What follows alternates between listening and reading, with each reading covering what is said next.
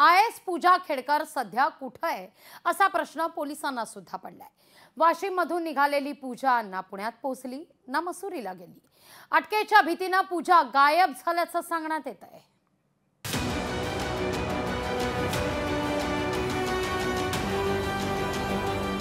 वादग्रस्त IAS अधिकारी पूजा खेडकर आता गायब झाली आहे।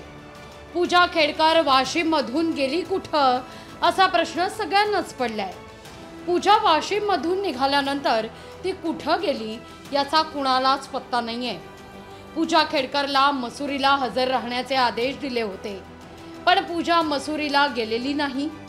बोगस कागदपत्रांच्या प्रकरणात पूजाची चौकशी दिल्ली पोलिसांकडे दिली आहे। या प्रकरणात तिला अटक होण्याची भीती वाटत असल्यानं ती गायब झाल्याचं सांगण्यात येत आहे। दरम्यान पूजा प्रकरणाची चौकशी करण्याकरता RTI कार्यकर्ते विजय कुंभार यांनी थेट राष्ट्रपती द्रौपदी मुर्मू यांनाच पत्र लिहिलंय।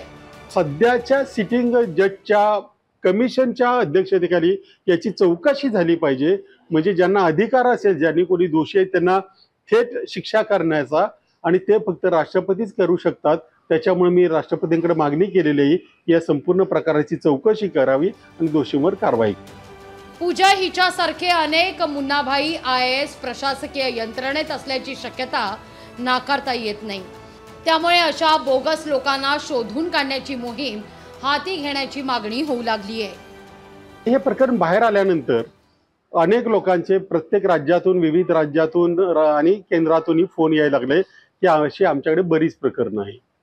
पूजा खेडकर सारखी हजारो प्रकरणं, लाखो प्रकरणं या देशामध्ये आहेत, त्यामुळे त्याची एकत्रित चौकशी झाली पाहिजे। पूजाच्या दिव्यांग सर्टिफिकेट प्रकरणात पिंपरी चिंचवडच्या औंध रुग्णालयाच्या डॉक्टरांना क्लीन चिट देण्यात आली आहे। दुसरीकडे दिलीप खेडकर आणि मनोरमा खेडकरांचा 2010 मध्येच घटस्फोट झाल्याची माहिती खरी असल्याची देखील समोर आली आहे। पण हा घटस्फोटही पूजाचं उत्पन्न कमी दाखवण्याकरता कागदोपत्री करण्यात आला का, असाही प्रश्न निर्माण झालाय।